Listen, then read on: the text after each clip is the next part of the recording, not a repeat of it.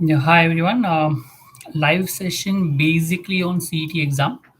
We will start in a couple of minutes, waiting for people to join, and maybe then we'll start. If you have any queries, you can put it in the chat box, and then maybe we can discuss on the same.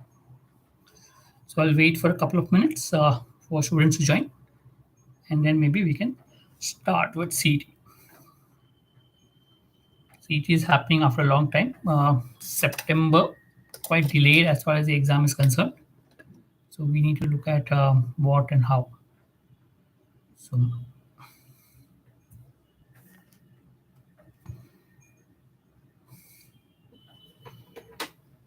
if anyone has any questions, any queries, feel free to ask. You can put in the chat box and I'll hopefully be able to answer if you have any specific query that is there.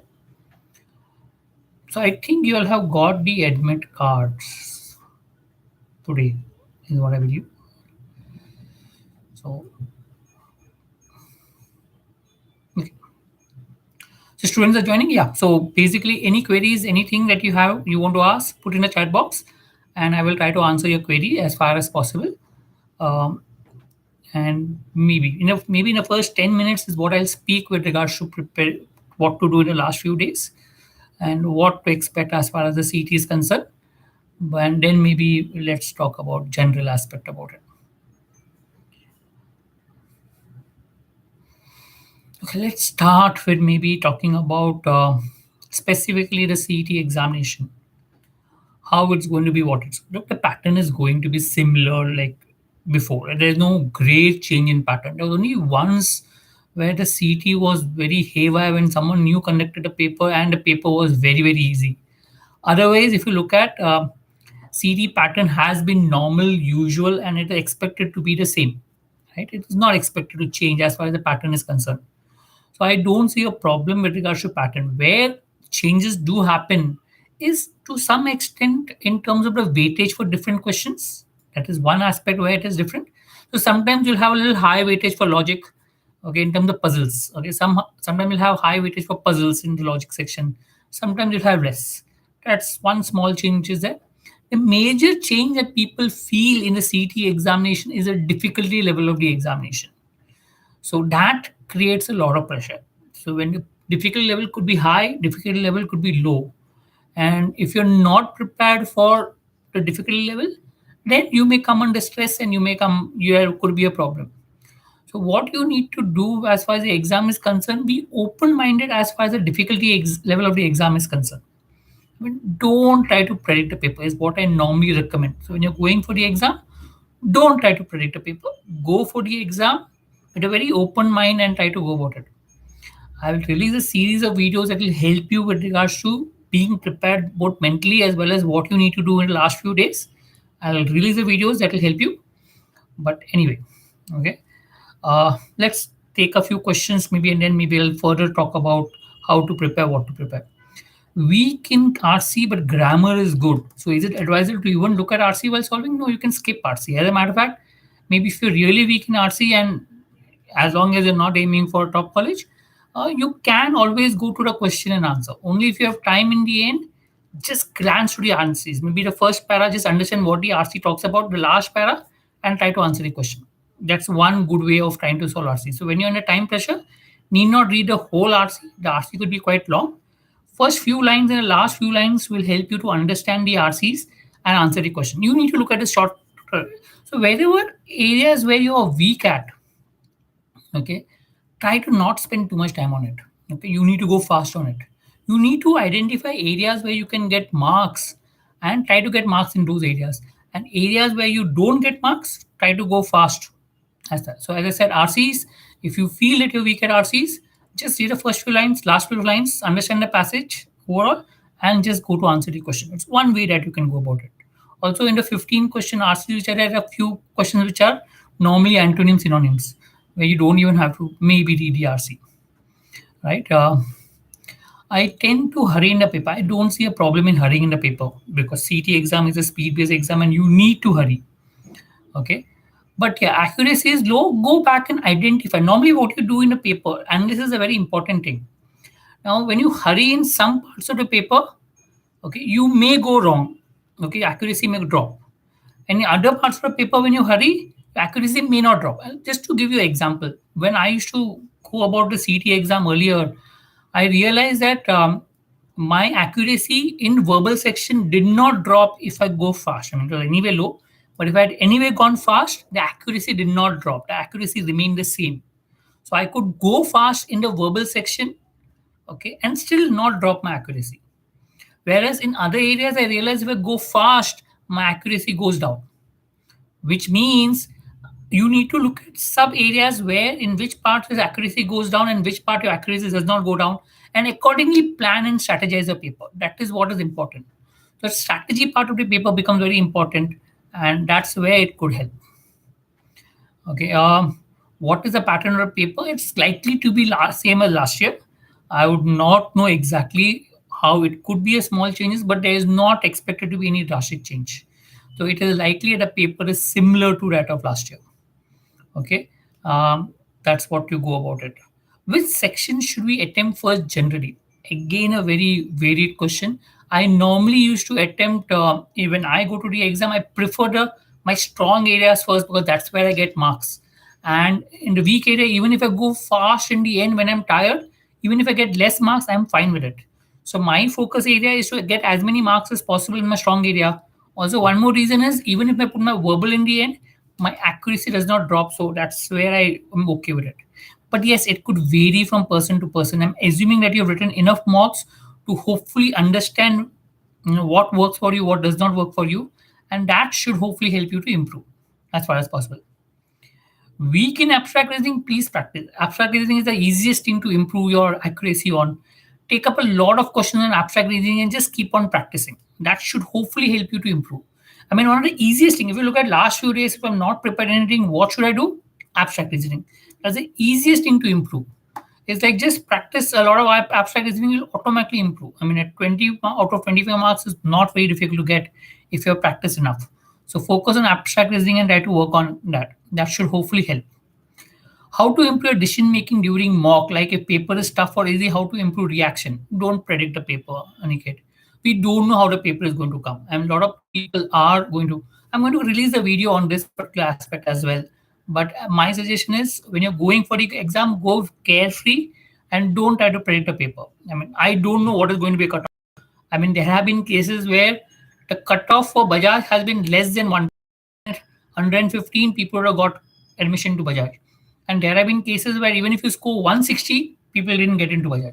So we don't know. I mean, there have been very wide variance with regards to difficult level of paper.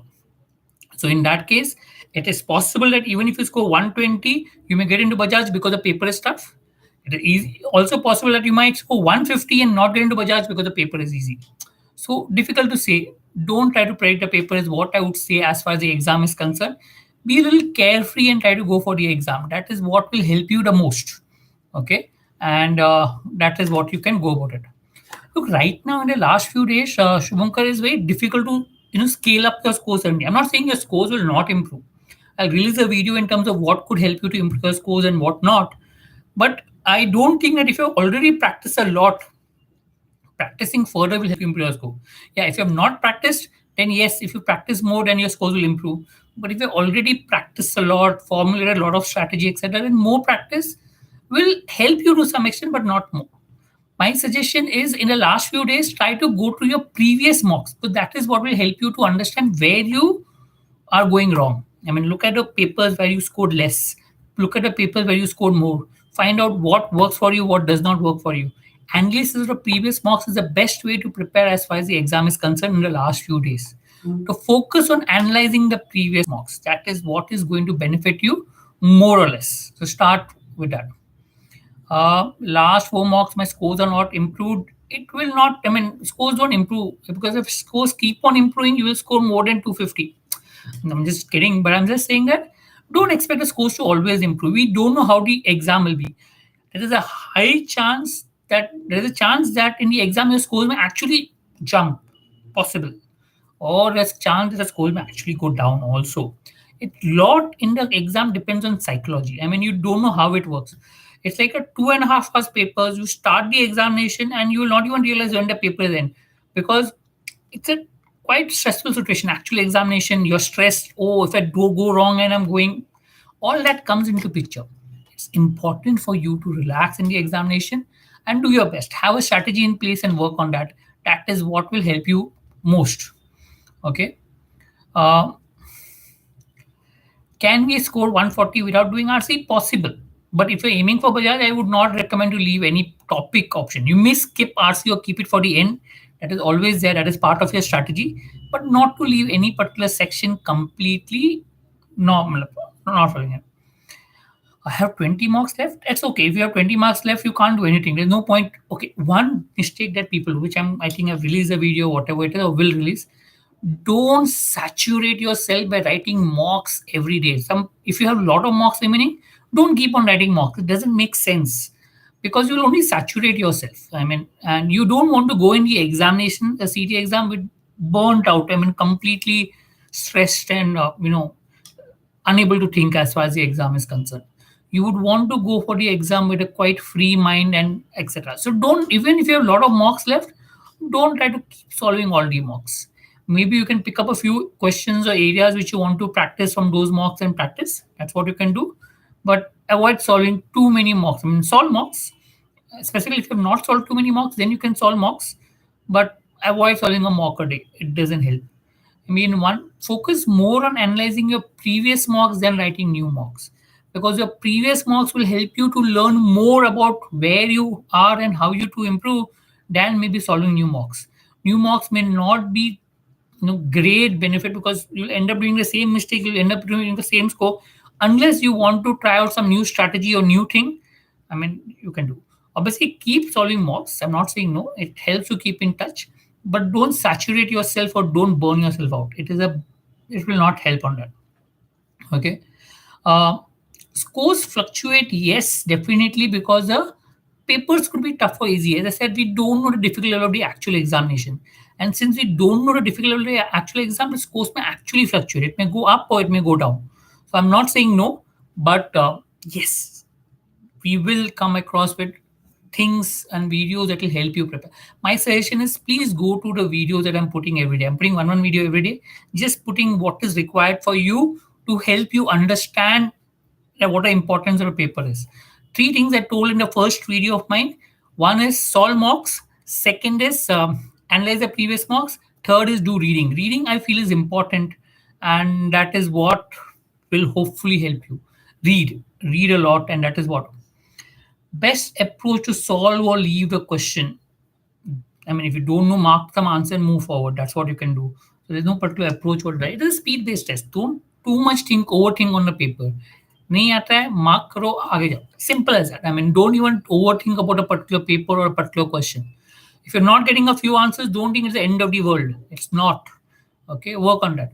Okay, one thing that I would want to emphasize is please keep reading in the last few days.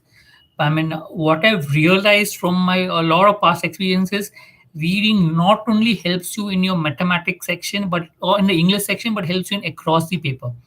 It definitely helps you in English section because not only RCs, but in other areas, your gut feel improves when you read. The more you read, the better your gut feel for English, and the better you'll be able to solve. But reading also helps in the other section because the ability to grasp improves. I mean, to understand. So when you read a logic passage, you automatically, if you're well read, and you can automatically understand the passage better. What to read, Gaurav? It is basically, preferably, maybe you can read editorials of newspaper if possible. It has been seen in some of the past RCs in the CT that some of the articles are from the editorials of newspapers. So if you can pick up either a daily newspaper or the business newspaper and read editorials of paper, that should hopefully help you not only to keep reading on a regular basis, but also may help you with regards to RCs for the exam. But yes, read. I mean, that's what could help. Okay. Um, how to manage big difference? Just go with the open mind. I mean, I don't see a problem in that. Just go with the open mind in the examination. That is what is going to help you as far as the exam is concerned.